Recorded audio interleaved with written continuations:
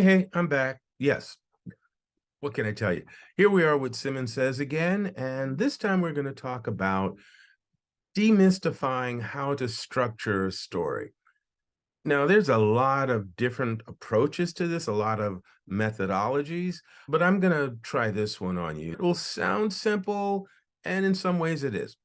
I call it the cause and effect equation. And here's how it works. A does something which causes B to do something. Then C does something which causes D to do something else. Now that sounds more naive, I guess, but let's apply it to a story. All right. Now let's try 12 Angry Men. It's a favorite film of mine. It's an old film. It's very character driven. All right. So the film opens up in a courtroom where the jury has just heard all this evidence on this particular case, and now they must go into the jury room and discuss it and come to some decision about whether or not the accused teenage boy killed his father, murdered his father, right? And if they find him guilty, he's going to get the death penalty.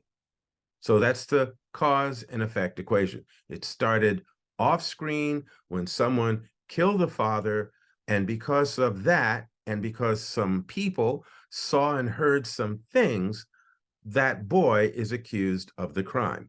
And then the police arrest him. He's brought to trial. The prosecutor presents the case. The jury listens to it. And now they must, as I say, go into this room and make a decision. Now, here's where things get a little complicated. See, the jury sits down in the room and they want to immediately vote, and they're going to vote guilty. I mean, almost instantly. Well, 11 of them are going to vote guilty. There's one who's not so sure and he wants to discuss it. He just wants to talk about it, air it out. And so they start to discuss it, but they're a little annoyed. No, let's just vote. He's guilty. What's there to argue? And they go back and forth. Now, figuring out where the plot's going, and I happen to know, how it ends, but, if you could just even guess, you figure that, okay, maybe three of them believe that the boy's guilty for the same reason, but all 11? Then that means that seven of them must have a different reason for why they believe that he did it.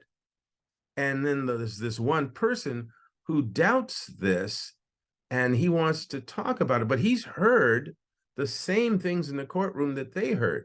So why does he believe differently, or why isn't he convinced? So that's, again, the cause and effect equation. Because someone does something or says something, there is an effect. And the effect causes someone else to say or do something. And it builds and builds and builds until your climax. And that's the thing that makes the story really interesting. Not just the cause and effect, but why? Why do they believe this? Why are they doing this? Why are they saying that? Why do these people do what they do? And how is the story going to resolve all of this? That's what you're going for.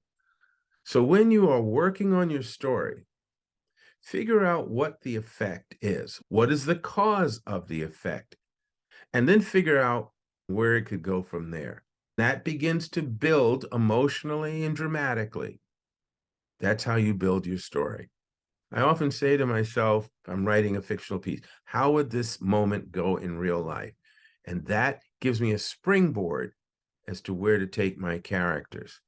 And I think it'll work the same for you. So try it. Step back, look at your plot, go cause and effect equation, and see what you come up with. That's it for now. Hope it's helpful, and see you next time on Simmons Says.